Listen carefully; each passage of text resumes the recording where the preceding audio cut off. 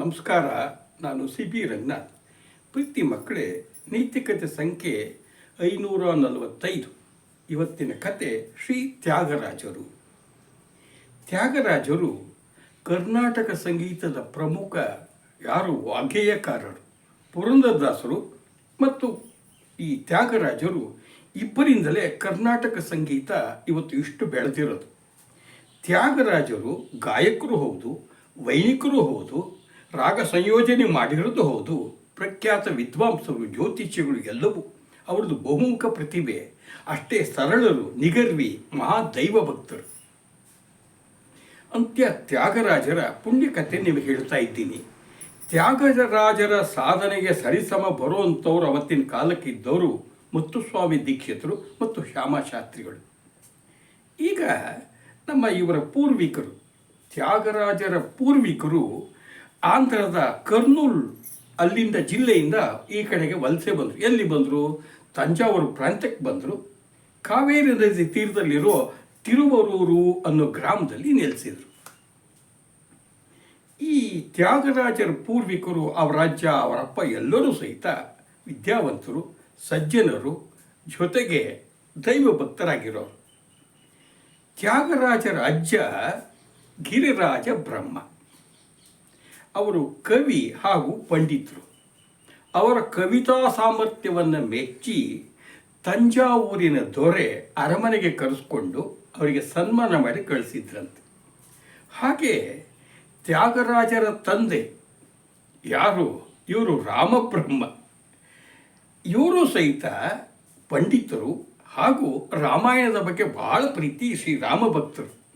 ಎಲ್ಲಿ ಹೋದರೂ ಎಲ್ಲರೂ ಹೋಗಿ ರಾಮಾಯಣವನ್ನು ಪ್ರವಚನವನ್ನು ತುಂಬ ಸೊಗಸ ಮಾಡಿಕೊಡೋರು. ಹಾಗಾಗಿ ತಂಜಾವೂರಿನ ಮಹಾರಾಜ ಅರಮನೆ ಕರೆಸಿ ಅಲ್ಲಿ ರಾಮಾಯಣ ಪ್ರವಚನವನ್ನು ನಡೆಸಿ ಮೆಚ್ಚಿಕೊಂಡು ಅವರಿಗೆ ಬಹುಮಾನವನ್ನು ಕೊಟ್ಟು ಸನ್ಮಾನ ಮಾಡಿ ಕಳಿಸಿದ್ದಂತೆ. ಇಂಥ ನಮ್ಮ ರಾಮಬ್ರಹ್ಮರಿಗೆ ಸರಿಯಾದ ಜೋಡಿ ಅಂದರೆ ಸೀತಮ್ಮ, ಅವರ ಸತಿ ಮಹಾಪತಿವ್ರತೆ.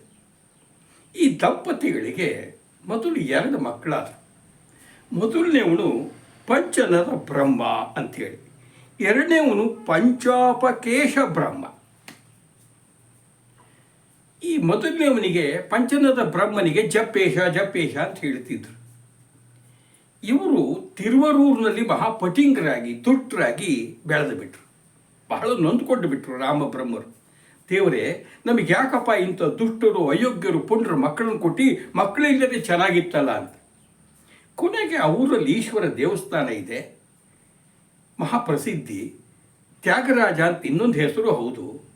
ಆಗ ತ್ಯಾಗರಾಜ ಸ್ವಾಮಿ ಹರಕೆ ಹೊತ್ತರು, ಅಪ್ಪ ನಾವು ಯೋಗ್ಯನಾದಂಥ ಗಂಡು ಮಗನನ್ನು ಕರುಣಿಸು ಅಂತ.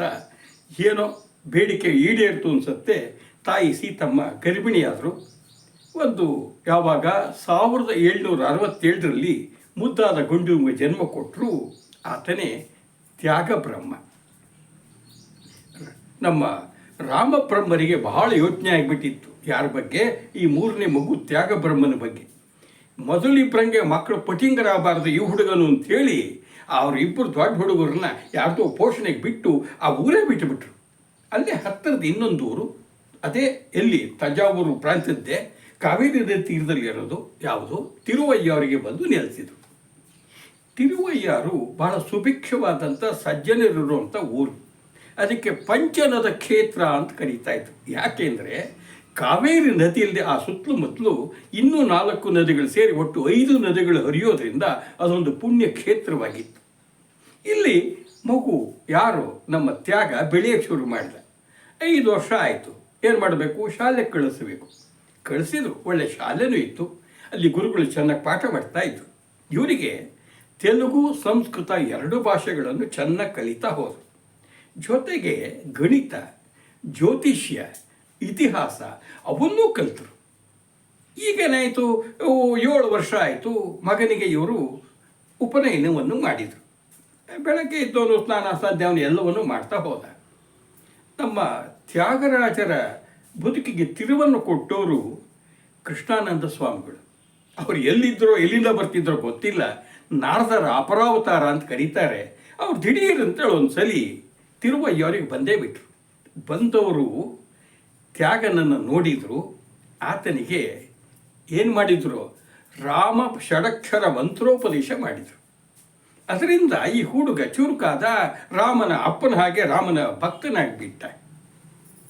ಸರಿ, ಪ್ರತಿದಿನ ಏನು ಮಾಡೋದು, ಉಪನಯನ ಆಗಿದೆ, ಒಟ್ಟು ಪಾಠ ಪ್ರವಚನವನ್ನು ಚೆನ್ನಾಗಿ ಓದ್ಕೊಂಡು ಅಭ್ಯಾಸ ಮಾಡೋನು, ಸ್ನಾನ ಮಾಡಾದ್ಮೇಲೆ ಸಂಧ್ಯಾ ವಂದನೆ ಮಾಡೋನು, ದೇವ್ರ ಪೂಜೆ ಮಾಡಿಕೊಂಡು ಕೂತ್ಕೊಳ್ಳೋನು. ಯಾಕೆಂದರೆ ಅಮ್ಮನ ಬಗ್ಗೆ ಬಹಳ ಪ್ರೀತಿ. ತಂದೆ ಹೇಗೆ ದೈವ ಭಕ್ತರು, ತಾಯಿಯೂ ದೈವ ಭಕ್ತಳು. ಆಕೆ ಏನು ಮಾಡೋಳು, ದೇವರ ಮುಂದೆ ಕೂತ್ಕೊಂಡು ಇವನ ಪೂಜೆ ಎಲ್ಲ ಮುಗಿದ ಮೇಲೆ ಆಕೆ ಹಾಡು ಹೇಳ್ಕೊಳ್ಳೋಳು, ಏನೋ ತನ್ನ ಸ್ತೋತ್ರಗಳನ್ನು ಹೇಳ್ಕೊಳ್ತಾ ಹೋಗ್ತಾ ಇದ್ಲು. ಆಕೆ ಮೊದಲು ಏನು ಮಾಡೋಳು, ಪುರಂದರದಾಸ ಕೀರ್ತನೆಗಳನ್ನು ಹೇಳು ಕನ್ನಡದಲ್ಲಿ. ಹಾಗೆ ಜಯದೇವ ಕವಿಯ ಅಷ್ಟಕ ಪದಿಯನ್ನು ಹೇಳ್ತಾ ಇದ್ಲು. ಆಮೇಲೆ ಕೇಶವಾನಂದರ ತೆಲುಗು ಕೀರ್ತನೆಗಳನ್ನು ಹೇಳ್ತಿದ್ಲು. ಹಾಗೆ ಈ ಅಣ್ಣಮ್ಮಾಚಾರ್ಯರ ತೆಲುಗು ಪದಗಳನ್ನು ಸಹಿತ ಹಾಡ್ತಿದ್ಲು.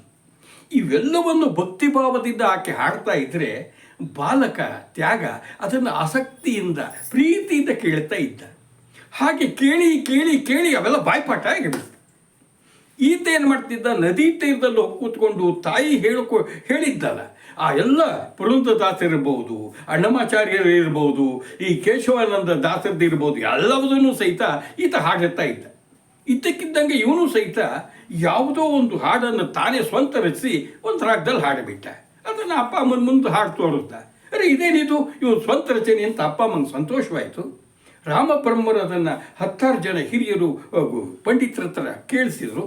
ಅವ್ರು ಹೇಳಿದ್ರಲ್ಪ, ಭಾಳ ಚೆನ್ನಾಗಿದೆ, ಒಳ್ಳೆ ರಚನೆ, ನಿನ್ನ ಹಾಗೆ ನಿನ್ನ ಮಗ ವಿದ್ಯಾವಂತ, ಅವನಿಗೆ ಬಹಳಷ್ಟು ಆಸಕ್ತಿ ಇದೆ ನೋಡು, ಒಳ್ಳೆ ಕಂಠ ಇದೆ, ಅವನು ಒಳ್ಳೆ ಸಂಗೀತಗಾರನಾಗ್ಬೋದು, ಅವನಿಗೆ ಸಂಗೀತವನ್ನು ಕಲಿಸು ವಿದ್ಯೆ ಜೊತೆಗೆ ಅಂತ. ಆಯಿತು, ಹುಡುಗನ ಆಸಕ್ತಿ ನೋಡಿ ಹಾಗೆ ಮಾಡಬೇಕು ಅಂದ್ಕೊಂಡಾಗ ಆ ಊರಿನಲ್ಲಿ ಎಲ್ಲಿ ಹೋಗೋದು, ಅದೃಷ್ಟ ಚೆನ್ನಾಗಿತ್ತು, ಊರು ಸಣ್ಣದಾದರೂ ಸಹಿತ ಬೇಕಾದಷ್ಟು ಕಲಾವಿದರಲ್ಲಿ ಇದ್ದರು. ಅಲ್ಲಿ ಶೊಂಠಿ ವೆಂಕಟರಮಣಯ್ಯ ಅಂತೇಳಿ ಒಬ್ಬ ವಿದ್ವಾಂಸರಿದ್ದರು, ಬಹಳ ಒಳ್ಳೆ ವೈಣಿಕರವರು. ಸಂಗೀತದಲ್ಲಿ ತುಂಬ ಹೆಸರಾಗಿತ್ತು. ಎಷ್ಟು ಅಂದರೆ ತಂಜಾವೂರಿನ ದೊರೆಗಳು ಇವರ ಏನದು ವೀಣಾವಾದವನ್ನು ಕೇಳಿ ಮೆಚ್ಚಿಕೊಂಡು ತಮ್ಮ ಸಿಂಹಾಸನದ ಅರ್ಧ ಭಾಗದಲ್ಲಿ ಕೂಡಿಸಿ ಆ ಗೌರವವನ್ನು ಕೊಟ್ಟಿದ್ದರು. ಅಂತಹ ಪ್ರಸಿದ್ಧ ಸಂಗೀತಗಾರನ ಹತ್ರ ತ್ಯಾಗರಾಜನನ್ನು ಅವರ ತಂದೆ ರಾಮಬ್ರಹ್ಮರು ಕರ್ಕೊಂಡು ಹೋದರು. ಎಲ್ಲ ವಿಷಯ ಹೇಳಿಸಿದರು. ಹೇಳಿದಾಗ ಅವ್ರು ನೋಡಿದರು, ಹುಡುಗನನ್ನು ಪರಿಪರಿಯಾಗಿ ಪರೀಕ್ಷೆ ಮಾಡಿದರು. ಅಪ್ಪ ಹೇಳ್ತೀರ, ಸರಿ ಅನ್ನಿಸ್ತು, ಯೋಚನೆ ಮಾಡಬೇಡಿ ರಾಮಬ್ರಹ್ಮರೇ, ನಿಮ್ಮ ಮಗನಿಗೆ ನಾನು ಪಾಠ ಹೇಳ್ತೇನೆ ಅಂತ ಒಪ್ಪಿಕೊಂಡ್ರು. ಸರಿ, ನಮ್ಮ ತ್ಯಾಗರಾಜರು ಈಗ ಶಾಲಾ ಶಿಕ್ಷಣ ಜೊತೆಗೆ ಸಂಗೀತ ಶಿಕ್ಷಣವನ್ನು ಸಹಿತ ಪಡೀತಾ ಇದ್ದಾರೆ. ಎಲ್ಲಿ? ಶೊಂಠಿ ವೆಂಕಟರಮಣಯ್ಯನವರ ಹತ್ರ. ಇವರು ವೀಣಾವಾದನ ಜೊತೆಗೆ ಸಂಗೀತದ ಬಗ್ಗೆ ಅಪಾರ ಪಾಂಡಿತ್ಯ ಎಲ್ಲವೂ ಸಹಿತ ಶ್ರೀಯವರಿಗೆ ಸಿದ್ಧಿಸಿತ್ತು. ತಮ್ಮ ಶಿಷ್ಯನಿಗೆ ದಾರಿ ಎರಿತಾ ಹೋದರು. ತ್ಯಾಗನಿಗೆ ಈಗ ಅನೇಕ ಅನುಮಾನಗಳು ಹೇಳಿದ್ರು. ಕೆಲವನ್ನು ಗುರು ಹತ್ರ ಬಗೆಹರಿಸ್ಕೊಂಡ್ರು. ಆದರೆ ಇನ್ನು ಕೆಲವು ಗುರುಗಳ ಹತ್ರ ಬಗೆಹರಿತಿರ್ಲಿಲ್ಲ, ಕೇಳಕ್ಕೆ ಧೈರ್ಯ ಬರ್ತಿರ್ಲಿಲ್ಲ. ಅವಾಗ ಏನಾಯಿತು, ಅವರ ತಾಯಿ ಸೀತಮ್ಮ ಇದ್ದಲ್ಲ, ಅವರ ತಂದೆ ಇದ್ದಾರೆ, ಅಂದರೆ ತ್ಯಾಗನಿಗೆ ಅಜ್ಜಿ ಆಗಬೇಕು, ಯಾರೋ ವೀಣೆ ಕಾಳಹಸ್ತಯ್ಯ ಅಂತ ಅವರ ಹೆಸರು. ಅವರು ವೀಣೆಯಲ್ಲಿ ಪ್ರಸಿದ್ಧರಾದವರು. ಅವರ ಮನೆಯಲ್ಲಿ ಬೇಕಾದಷ್ಟು ಸಂಗೀತಕ್ಕೆ ಸಂಬಂಧಪಟ್ಟ ಪುಸ್ತಕಗಳಿದ್ದರೆ ಅಜ್ಜನ ಮನೆಗೆ ಹೋದಾಗ ಪುಸ್ತಕ ಎಲ್ಲ ತಂದಿಟ್ಕೊಂಡ್ಬಿಟ್ಟು ಎಲ್ಲ ಓದಿಬಿಟ್ಟ ಹುಡುಗ. ಇನ್ನೂ ಒಂದಿಷ್ಟು ಅನುಮಾನ ಉಳಿದು. ಆಗ ಇವರ ಗುರು ಯಾರು, ಶ್ರೀ ಕೃಷ್ಣಾನಂದ ಸ್ವಾಮಿಗಳು ಬಂದರು. ಬಂದವರು ಶಿಷ್ಯನ ಬೆಳವಣಿಗೆ ನೋಡಿ ಬಹಳ ಸಂತೋಷ ಆಯಿತು. ಆಗ ಅವರೇನು ಮಾಡಿದರು, ಶ್ರೀ ನಾರದೋಪಾಸ್ತಿ ಅನ್ನೋ ಮಂತ್ರೋಪದೇಶ ಮಾಡಿದ್ದಲ್ಲದೆ ಸ್ವರಾರ್ಣವ ಅನ್ನೋ ಕೃತಿಯನ್ನು ಸಹಿತ, ಸಂಗೀತ ಕೃತಿಯನ್ನು ಅವನಿಗೆ ಕೊಟ್ಟರು, ಓದ್ಕೋ ಇದು ಒಳ್ಳೆಯದು ಅಂತ. ಈಗ ನಮ್ಮ ತ್ಯಾಗರಾಜನಿಗೆ ಸಂಗೀತದ ಬಗ್ಗೆ ಅನುಮಾನಗಳೆಲ್ಲವೂ ಸಹಿತ ಕೃತಿಯನ್ನು ಓದ್ಕೊಂಡಿದ್ದರಿಂದ ಪರಿಹಾರ ಆಗಿಬಿಡ್ತು. ಇವನ ಮನಸ್ಸಿನಲ್ಲಿ ಸಂಗೀತದ ಬಗ್ಗೆ ಹೃದಯ ಗಟ್ಟಿಯಾಗ್ತಾ ಹೋಗಿಬಿಡ್ತು. ಹೀಗೆ 18 ವರ್ಷ ಆಗುತ್ತಿಗೆ ಸಂಗೀತದಲ್ಲಿ ವಿದ್ಯೆಯಲ್ಲಿ ಪರಿಣಿತನಾಗಿಬಿಟ್ಟಿದ್ದ. ಈಗ ತಾನು ಹಾಡಬಲ್ಲ, ಸ್ವರ ಸಂಯೋಜನೆ ಮಾಡಬಲ್ಲ, ಗೀತ ರಚನೆ ಮಾಡಬಲ್ಲ, 4 ಜನಕ್ಕೆ ಪಾಠ ಹೇಳಬಲ್ಲ, ಜೊತೆಗೆ ಯಾವುದ್ಯಾವುದು ತೆಲುಗು ಮತ್ತು ಸಂಸ್ಕೃತ ಭಾಷೆಯಲ್ಲಿ ಪಂಡಿತನಾಗಿದ್ದಾನೆ. ಹಾಗೆ ಜ್ಯೋತಿಷ್ಯ ಶಾಸ್ತ್ರ ಚೆನ್ನಾಗಿ ಗೊತ್ತು. ಹಾಗೆ ಇತಿಹಾಸ, ಗಣಿತ ಈ ವಿಷಯಗಳಲ್ಲೂ ಪಂಡಿತನಾಗಿಬಿಟ್ಟಿದ್ದಾನೆ. ನನ್ನ ಮಗ ಸಮರ್ಥನಾದ ಅಂತ ಗೊತ್ತಾಯಿತು. ಇನ್ನು ಆ ಇಬ್ಬರು ಅಣ್ಣಂದ್ರಂಗೆ ಹಾಳಾಗಲಿಲ್ಲ ಅಂತ ನಮ್ಮ ರಾಮಬ್ರಹ್ಮರಿಗೆ ಸಂತೋಷ ಆಯಿತು. ಅವನಿಗೆ ಮದುವೆ ಮಾಡಬೇಕು ಅಂಥೇಳಿ ಪಾರ್ವತಮ್ಮ ಅಂತೇಳಿ ಹುಡುಗಿಯನ್ನು ತಂದು ಮದುವೆ ಮಾಡಿದರು. ಆದರೆ ಮದುವೆ ಕೆಲವೇ ದಿನಗಳಲ್ಲಿ ರಾಮಬ್ರಹ್ಮರು ಮರಣ ಹೊಂದಿಬಿಟ್ರು. ಸಂಸಾರದ ಜವಾಬ್ದಾರಿ ಈಗ ತ್ಯಾಗರಾಜರ ಮೇಲೆ ಬಿದ್ದಿದೆ. ಅಮ್ಮನ ಹೆಂಡತಿಯನ್ನು ಚೆನ್ನಾಗಿ ನೋಡ್ಕೊಳ್ಬೇಕು, ಆದರೆ ಆದಾಯ ಇಲ್ಲ, ಬಡತನ, ಹೆದರಲಿಲ್ಲ, ದೈವ ಭಕ್ತಿ ಇದೆ, ವಿದ್ಯೆ ಇದೆ, ಕಾಪಾಡತ್ತೆ ಅನ್ನೋ ಧೈರ್ಯದಲ್ಲಿ ಇದ್ದಾರೆ. ದುರದೃಷ್ಟ ಮದುವೆಯಾಗಿ 4 ವರ್ಷಕ್ಕೆ ಪಾಪ ಪಾರ್ವತಮ್ಮ ಸಹಿತ ತೀರ್ಕೊಂಡು ಬಿಟ್ರು. ಕೆಲವು ವರ್ಷ ಆದಾಗ ಅಮ್ಮ ಬಲವಂತ ಮಾಡಿದ್ದಕ್ಕೆ ಪಾರ್ವತಮ್ಮನ ತಂಗಿ ಕಮಲಮ್ಮನನ್ನು ಮದುವೆಯಾದರು. ಆಕೆ ಸಹಿತ ಬಹಳ ಒಳ್ಳೆ ಹೆಣ್ಣುಮಗಳು. ಇಬ್ಬರದು ದಾಂಪತ್ಯ ಅನುರೂಪ ದಾಂಪತ್ಯ ನಡೀತಾ ಹೋಯಿತು. ಒಬ್ಬ ಹೆಣ್ಣುಮಗಳು ಆದಳು. ಈಗ ತ್ಯಾಗರಾಜರಿಗೆ ತಮ್ಮ ಸಾಧನೆಯನ್ನು ಮಾಡ್ತಾ ಮಾಡ್ತಾ ಹೋಗ್ತಿದ್ದಾರೆ ಸಂಗೀತ ಕ್ಷೇತ್ರದಲ್ಲಿ. ಹೊಸ ಹೊಸ ರಾಗ ಸಂಯೋಜನೆ, ಗೀತ ರಚನೆ ಎಲ್ಲ ಆಗ್ತಾ ಇದೆ. ಮಕ್ಕಳಿಗೆ ಪಾಠವನ್ನು ಹೇಳುತ್ತಿದ್ದಾರೆ. ಇವರು ಇಂಥ ಒಳ್ಳೆಯ ವಿದ್ವಾಂಸರು, ಸಂಗೀತಗಾರರು ಅಂತ ಗೊತ್ತಾಗಿ ಬಹಳ ಕಡೆಯಿಂದ ಬಂದು ಇವರನ್ನು ಭೇಟಿ ಮಾಡಿ ಹೋಗ್ತಿದ್ರು. ನಮ್ಮಲ್ಲಿ ಬನ್ನಿ ಸಂಗೀತ ಕಚೇರಿ ಕೊಡಿ ಎಂದಾಗ, ಇಲ್ಲಪ್ಪ, ನಾನು ದೇವರ ಮುಂದೆ ಹಾಡ್ತೀನಿ, ಮನೆಯಲ್ಲಿ ಹಾಡ್ತೀನಿ, ಮನೆಯಲ್ಲೇ ಶಿಷ್ಯರಿಗೆ ಪಾಠ ಕಲಿಸ್ತೀನಿ, ನಾನು ಎಲ್ಲೂ ಸಹಿತ ಹಣಕ್ಕಾಗಿ ಬಂದು ಹಾಡಲ್ಲ ಅಂತ ಬಿಟ್ಟರು. ಇವರ ಕೀರ್ತಿಯನ್ನು ಕೇಳಿದಂತಹ ಯಾರು ನಮ್ಮ ತಂಜಾವೂರಿನ ಮಹಾರಾಜರು ಇವರ ಮನೆಯ ಬಾಗಿಲಿಗೆ ಮೇನೆಯನ್ನು ಕಳಿಸಿದರು. ದಿವಾನರು ಬಂದರು. ಮಹನೀಯರೇ, ದಯವಿಟ್ಟು ಮೇನೆಯಲ್ಲಿ ಕೂತ್ಕೊಳ್ಳಿ, ಪ್ರಭುಗಳು ಕೋರಿಕೊಂಡಿದ್ದಾರೆ, ನೀವು ಬರಬೇಕು, ರಾಜ್ಯಸಭೆಯಲ್ಲಿ ನಿಮಗೆ ಕನಕಾಭಿಷೇಕ ಗೌರವವನ್ನು ಸಲ್ಲಿಸಬೇಕು ಅಂತಿದ್ದಾರೆ ಎಂದಾಗ ಹೆದರ್ಬಿಟ್ರು. ಬೇಡಪ್ಪ, ನಾನು ನಮ್ಮ ರಾಮನ ಭಕ್ತ, ಇನ್ಯಾರನ್ನೂ ಸಹಿತ ಬರಲ್ಲ, ನಾನು ಕ್ಷಮಿಸು ಅಂದುಬಿಟ್ರು.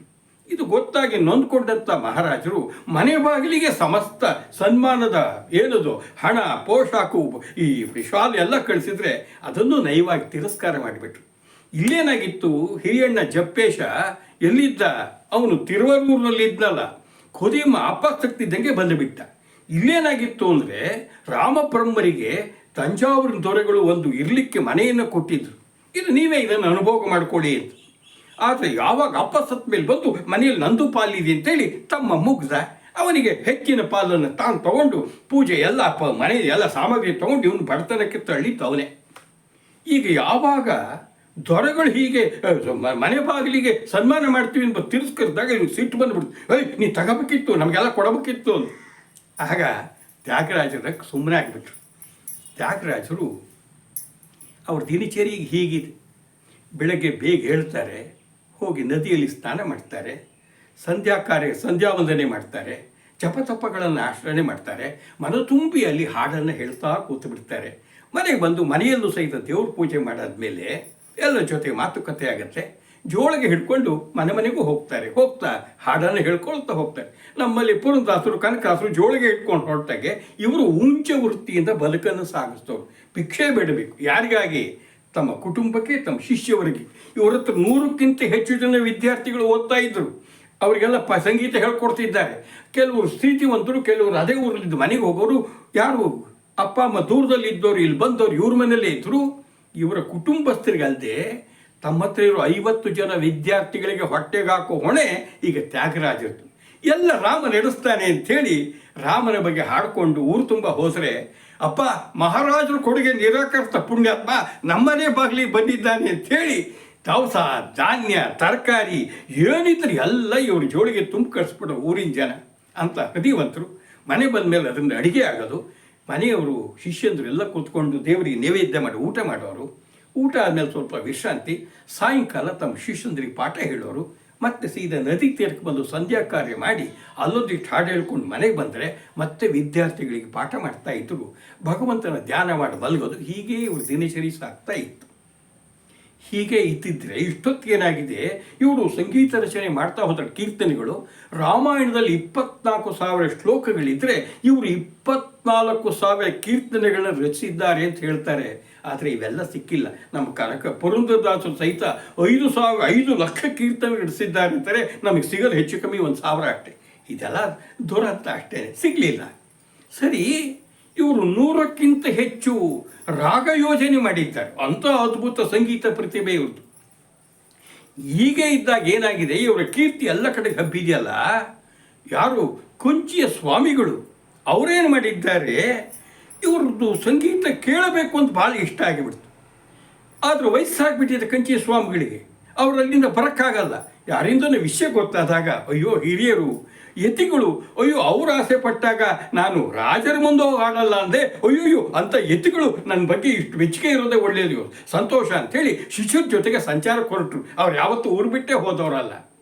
ಈಗ ಹೋದರು ಅಲ್ಲಲ್ಲಿ ಅವರ ಅಭಿಮಾನಿಗಳಿದ್ದರು. ಅವ್ರ ಮನೆಯಲ್ಲಿ ಉಳ್ಕೊಂಡು ಅವರ ಸತ್ಕಾರ ಸ್ವೀಕಾರ ಮಾಡಿ ಕಂಚಿಗೆ ಹೋಗಿ ಅಲ್ಲಿ ಶ್ರೀಗಳ ಮುಂದೆ ಮನತುಂಬಿ ಹಾಡಿ ಅವರನ್ನು ಆಶೀರ್ವಾದ ಪಡ್ಕೊಂಡು ಮತ್ತೆ ಬಂದರು. ಬರಬೇಕಾದ್ರೆ ಸುಂದರ ಮೊದಲಿಯಾರ್ ಅಂತೇಳಿ ಇವರ ಪರಮ ಅಭಿಮಾನಿ, ಇವರು ಮನೆಯಲ್ಲಿ ಜೋಳಿಗೆ ಹಿಡ್ಕೊಂಡಾಗ ಊರು ತುಂಬ ಸಂಪಾದನೆ ಮಾಡ್ಕೊಂಡು ಬಂದು ದವಸ ಧಾನ್ಯ ಹಣ ಅದರಲ್ಲಿ ರಾಮೋತ್ಸವ ಚೆನ್ನಾಗಿ ಮಾಡ್ತಿದ್ದು ಅವ್ರಿಗೆ ಚೆನ್ನಾಗಿ ಗೊತ್ತಿತ್ತು. ಅದಕ್ಕೆ ಏನು ಮಾಡಿಬಿಟ್ರು ಇವರು, ನಾನು ಗುರುಗಳಿಗೆ ಏನಾದ್ರು ಹಣ ಕೊಟ್ಬಿಟ್ರೆ ರಾಮೋತ್ಸವಕ್ಕಿಂತ ತಗೊಳ್ಳಲ್ಲ, ಮಾಸ್ವಾಭಿಮಾನಿ ಮತ್ತು ಸಿಟ್ಟಿಟ್ಟು ಮಾಡಿಬಿಡ್ತಾರೆ ಅಂಥೇಳಿ ಒಬ್ಬ ಶಿಷ್ಯನಿಗೆ ಕರೆದು 1,000 ಬಂಗಾರ ನಾಣ್ಯಗಳನ್ನು ರಾಮೋತ್ಸವಕ್ಕಿಂತ ಕೊಟ್ಟರು. ಗುಟ್ಟಾಗಿಲ್ಲಿ ಗುರುಗಳಿಗೆ ಹೇಳಬೇಡ, ದಾರಿಲಿ ಹೋಗ್ಬೇಕು, ವಯಸ್ಸಾಗಿದೆ ತ್ಯಾಗರಾಜರಿಗೆ, ಹಾಗಾಗಿ ಮೇನೆಯನ್ನು ಶಿಷ್ಯರಿಗೆ ಹೊತ್ತಿದ್ದಾರೆ. ಮೇಲೆ ಒಬ್ಬ ಶಿಷ್ಯ ಮೇನೆ ಒಳಗಡೆಗೆ ಬಚ್ಚಿಟ್ಟುಬಿಟ್ಟಿದ್ದ 1,000 ಬಂಗಾರ ನಾಣ್ಯ ಚೀಲನ. ಇದು ತ್ಯಾಗರಾಜರಿಗೆ ಗೊತ್ತಿಲ್ಲ, ಹೋಗ್ತಾ ಇದೆ ಕಾಡ್ದಾರಿ, ಯಾರೋ ಖದೀಮ್ರು ಕಳ್ಳರಿಗೆ ಇವ್ರ ಹತ್ರ ಹಣ ಇದೆ ಅಂತ ಗೊತ್ತಾಗ್ಬಿಟ್ಟಿತ್ತು. ಇವರು ಬಂದು ಅಡ್ಡ ಹಾಕಿ ಆಯ್ ಕೊಡಿ ಕೊಡಿ ಕೊಡಿ ಅಂತೇಳಿ ಇವ್ರನ್ನ ಪೀಡ್ಸೋಕ್ಕೆ ಶುರು ಮಾಡಿದರು. ತ್ಯಾಗರಾಜರು ಬೇಕರು, ಅಪ್ಪ ನಮ್ಮ ಹತ್ರ ಹುಟ್ಟಿದ ಬಟ್ಟೆ ಬಿಟ್ಟೇನಿದು, ನಾವು ರಾಮನ ಭಕ್ತರು, ಮತ್ತೇನು ಬೇಕೋ ನೀ ತಗೊಳಪ್ಪ ಬೇಕಾದರೆ. ಆದರೆ ಒಬ್ಬ ಶಿಷ್ಯ ಬಾಯಿ ಬಿಟ್ಟು ಬಿಟ್ಟ, ಇಲ್ಲ ನಮಗೆ ಯಾರು ಮೊದಲಿಯಾರು ಕೊಟ್ಟ ಬಂಗಾರ ನಾಣ್ಯ ಮ್ಯಾನೇಲಿ ಇದೆ ಅಂತ. ಹೌದಾ, ಹಾಗಾದ್ರೆ ತಗೊಳಪ್ಪ, ಅದು ನಿಂದೆ ನಮ್ದಲ್ಲ ಅಂದ್ಬಿಟ್ರು. ಗುರುಗಳೇ ದಯವಿಟ್ಟು ಕ್ಷಮಿಸಿ, ಅದು ನಿಮ್ದಲ್ಲ, ರಾಮನಿಗೆ ಸೇರಿದ್ದು ಅಂದರು.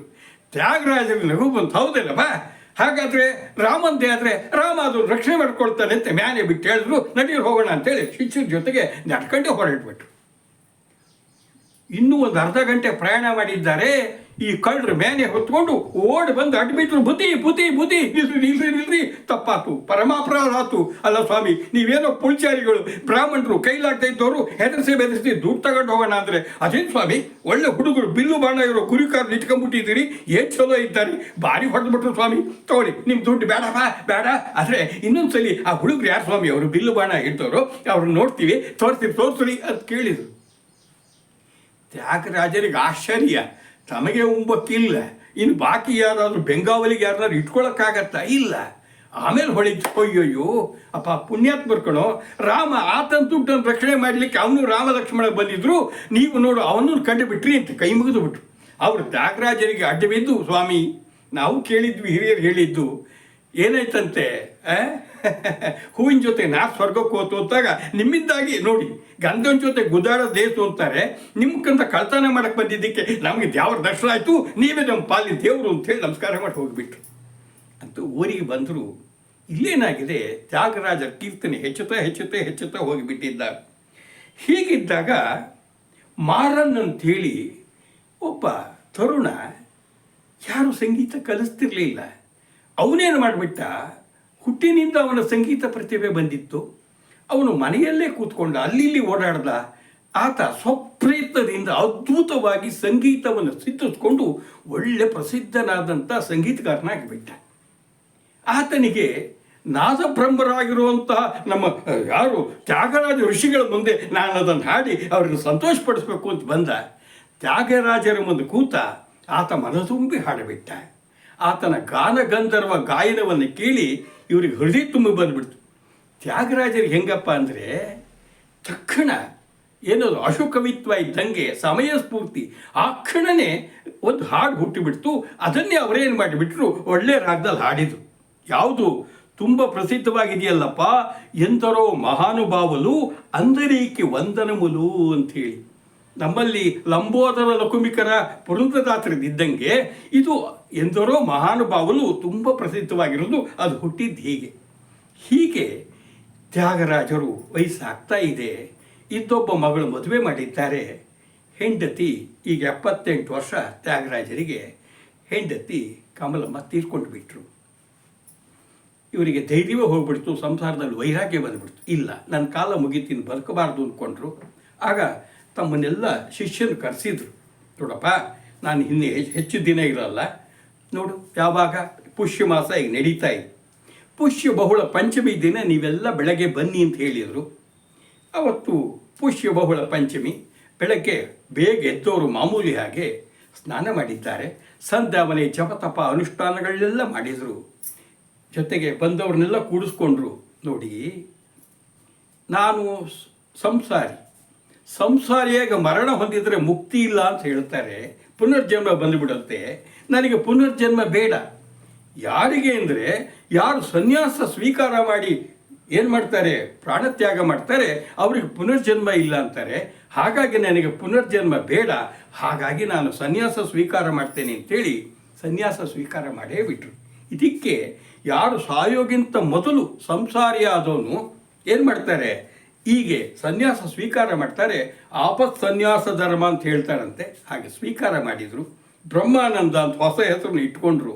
ಎಲ್ಲರ ಮುಂದೆನೇ ರಾಮತಾರಕ ಮಂತ್ರವನ್ನು ಭಕ್ತಿಯಿಂದ ಹಾಡ್ತಾ ಹಾಡ್ತಾ ಕೂತುಬಿಟ್ರು. ಅವ್ರಿಗೂ ಭಜನೆ ಮಾಡಿ ಅಂದರು. ಭಜನೆ ಮಾಡ್ತಾ ಮಾಡ್ತಾ ಇದ್ದಾರೆ. ಮಧ್ಯಾಹ್ನ 12 ಗಂಟೆಗೆ ಇವರ ನೆತ್ತಿ ಒಡ್ಕೊಂಡು ಪ್ರಾಣಜ್ಯೋತಿ ಹೋಗಿ ರಾಮನಲ್ಲಿ ಸೇರಿಕೊಂಡೇ ಬಿಡ್ತು. ದುಃಖಿತರಾದರು. ಆದರೆ ಗುರುಗಳನ್ನು ದೇಹ ಮನೆಯಲ್ಲಿದೆ, ಅದನ್ನು ತಗೊಂಡು ಬಂದು ಕಾವೇರಿ ನದಿ ತೀರದಲ್ಲಿ ಒಂದು ಯಾರು ಮಣ್ಣು ಮಾಡೋಂಗಿಲ್ಲ, ಸುಡೋಂಗಿಲ್ಲ.